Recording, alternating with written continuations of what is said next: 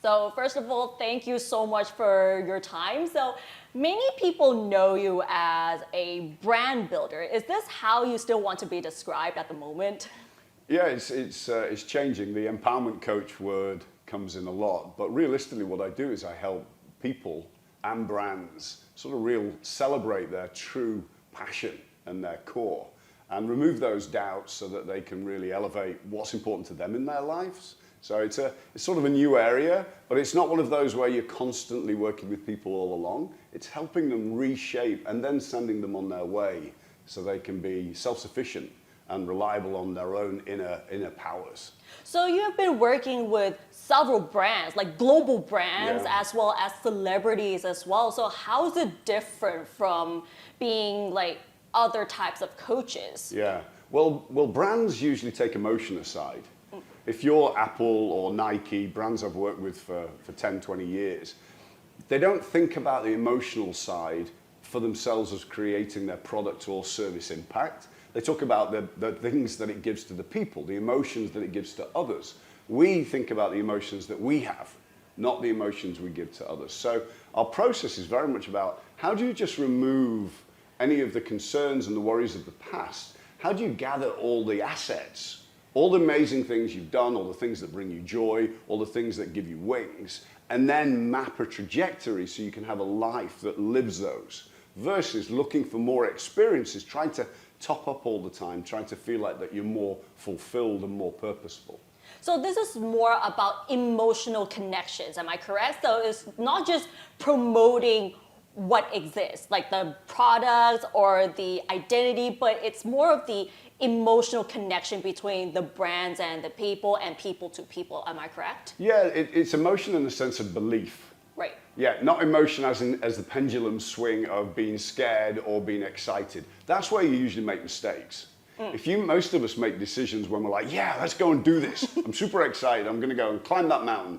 Well, hold on a minute. I haven't trained. Or I'm really depressed. The day's awful. I'm not going to get out of my house. Well, if you can reduce your pendulum swing to a control system of rational thinking built on joy and what you are authentically about, then you can actually take steps with purpose that will actually deliver.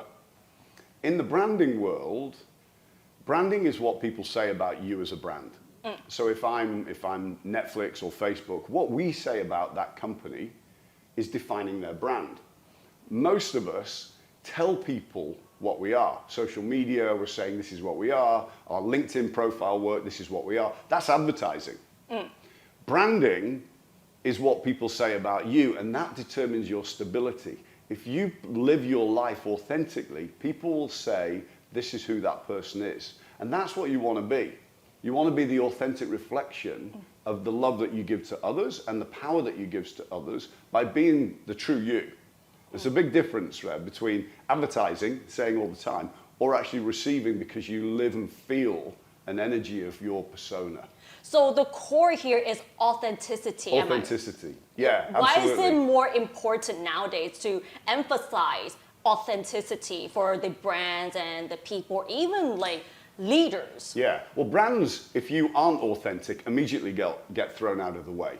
There's many brands in the world's history that have presented themselves as something, but then haven't delivered on it.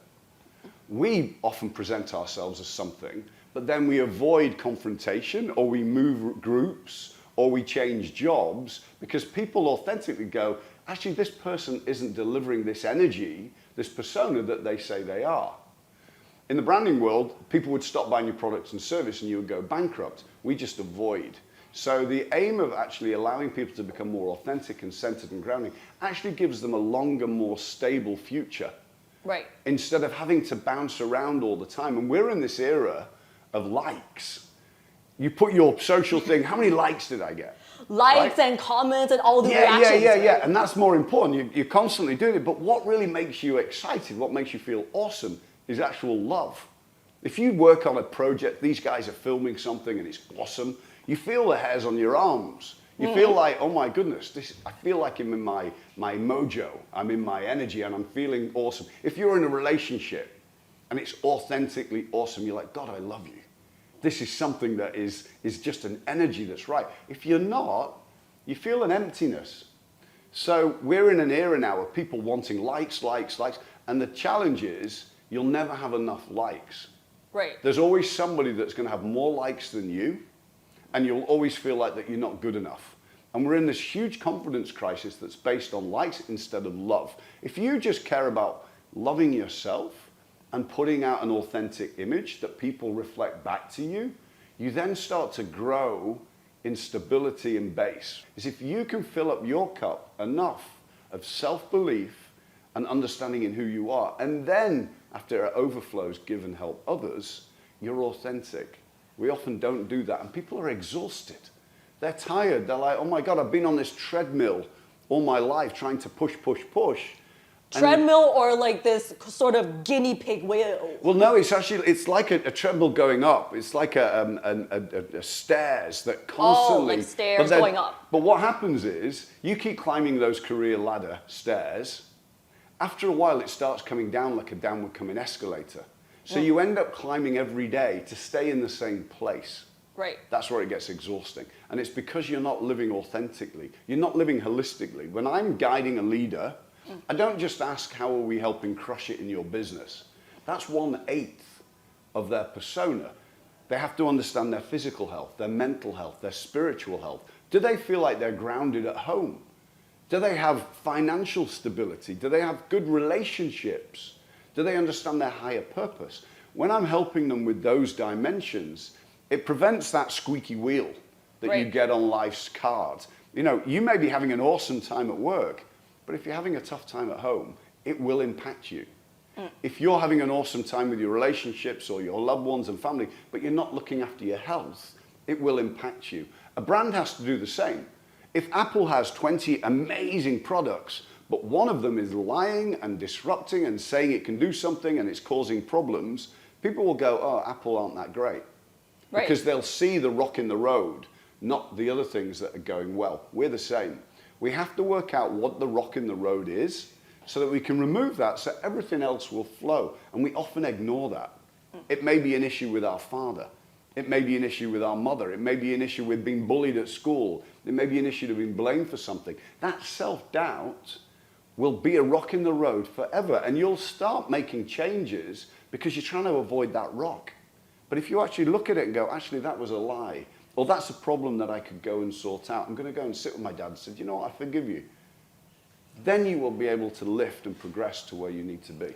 So that is actually the core fundamental, am I correct? So it's really interesting how you mentioned that nowadays people are craving for likes and comments and shares and all this external validations. How do you normally define confidence crisis in this era? Well, confidence crisis is just something I was feeling when I actually, you know, I was running a big global advertising agency, influencing billions of people with the compilation of the products and services we were helping sell. But what happened was I was sitting there and seeing people not happy. Yet they were the CEOs of these organizations, groups coming together. And then I read a report by Deloitte saying 92% of people in work are unhappy. That's a confidence crisis. That's the belief that they are not good enough, that they're not worthy enough, that they have imposter syndrome, that they have anxiety. And we are feeding that constantly. Now we don't really know who to believe. We're in this influential network era where people with the power and the connection are telling us to do something. We don't know if it's true or not. We're in this era of people in government lying and telling stories, so we don't believe politicians. We don't know whether we should believe in cryptos or in currencies, in banks, in blockchain. So we're in this huge lack of stability as a human race, which is often good. When you get absolutely unstable, it's like shaking a snow globe. The pieces will come down, and we're hoping that the pieces come down with more stability and structure.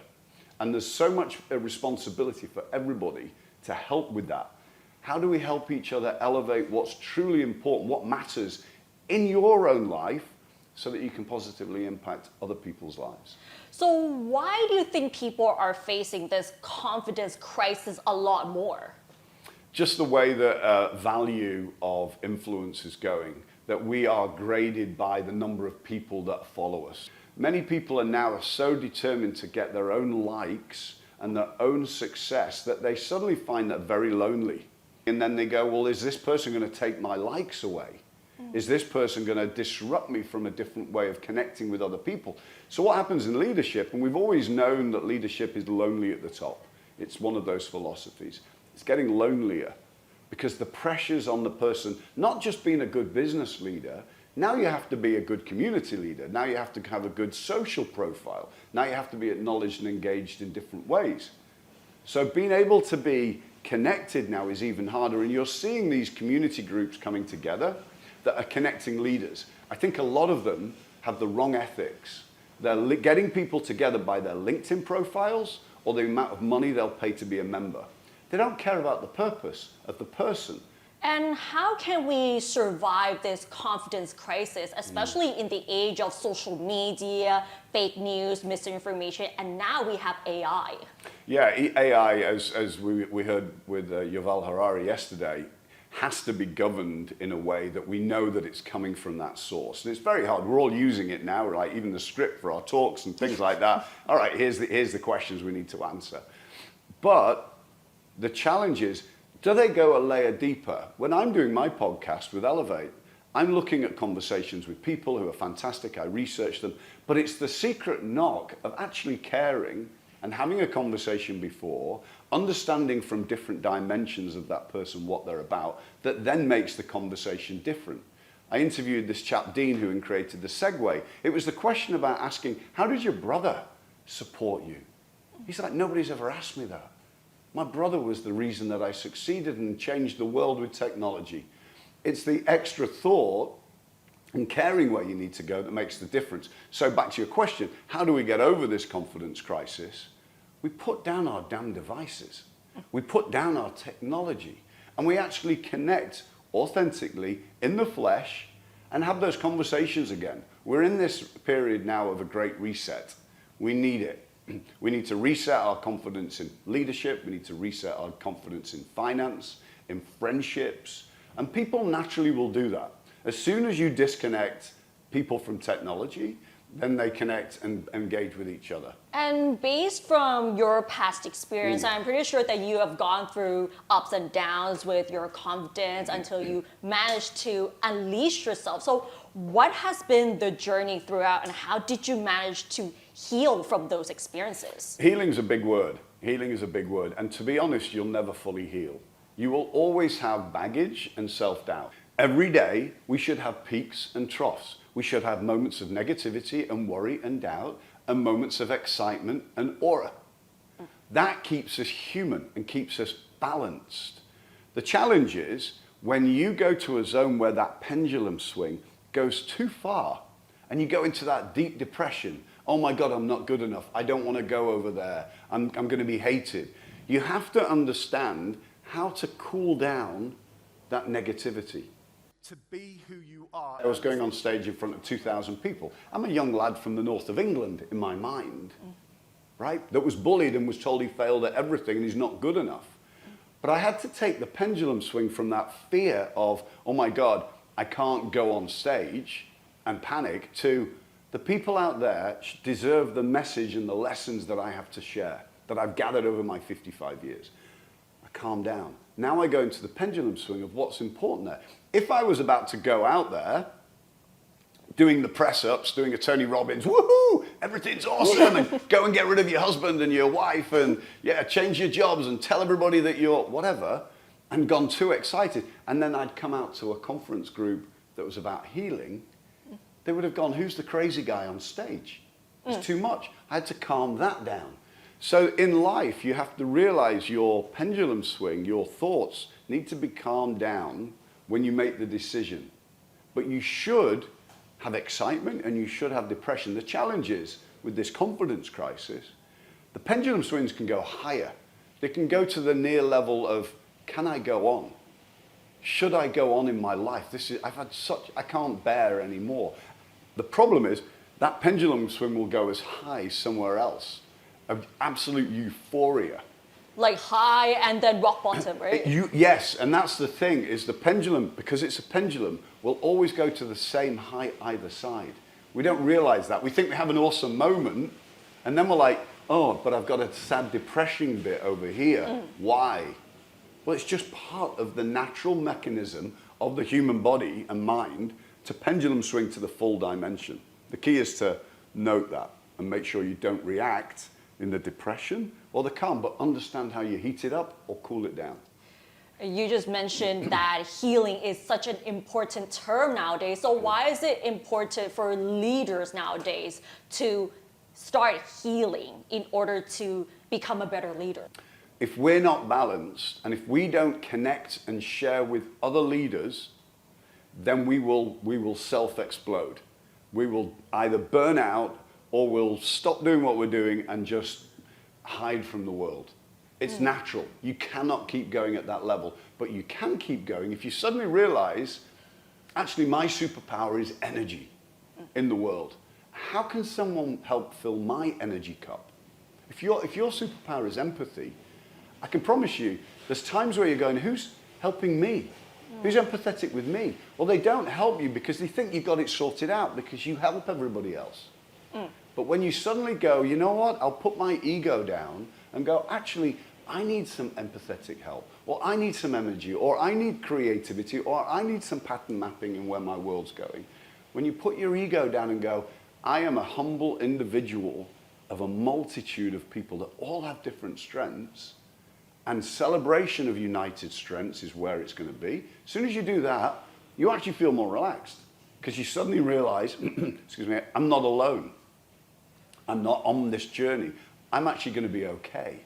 And many people and leaders need to know you're going to be okay. Just if you need help, hold the hands of people that actually care about you. But you've got to care about yourself first. Sometimes we're with a group of people that are negative. They don't fill you. Sometimes we're in relationships and that person is saying you're not good enough. You shouldn't have that. Toxic relationships. Gaslighting, and all these kind of things. And it doesn't have to go to that extreme. But if you have only 6 seats around your table in life to achieve what you want to do, why not have 6 people that fill you up? I've got friends and people I know that love my connections and my relationship and want to be alongside me, but I know they don't have my true heartfelt intent at their heart. They're opportunistically trying to benefit off me. And I know that. But I also don't let them sit around the table when I need lifting, because I know it's going to feel like a string pulling that balloon down of where I can go. One last question. What would be your top advice to those who are struggling to connect with their own true identities? And what would you like to tell them in order for them to unleash their true identities to the world? You're going to be all right. But do some work where you're actually spending time to be you. Realize who the little boy and girl is on the inside and ground and connect with that. People feel that they have to be somebody and do something they're not. And it becomes addictive. It's very hard to get off that ladder. It's like having that designer wardrobe and saying, actually, I'm just going to wear pajamas for a week. It feels awesome until you go outside and then you feel your identity will be not correct. And people will say, why are you wearing pajamas versus Gucci and Amorati, whatever it is, right? The key is to actually recenter, recalm in who you are. Celebrate who the little boy or girl is and spend time there. Spend time there building out what are the things that bring you joy? How do I compile that with all the things that I've done in life from a work or relationship or a where I live point of view?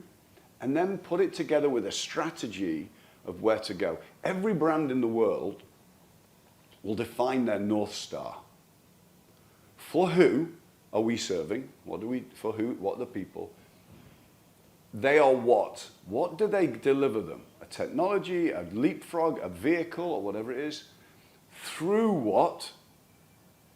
And so how do they allow them to answer those questions? If you don't understand the answer to your North Star, then you will meander and try and work it out, whatever level you are in the profession.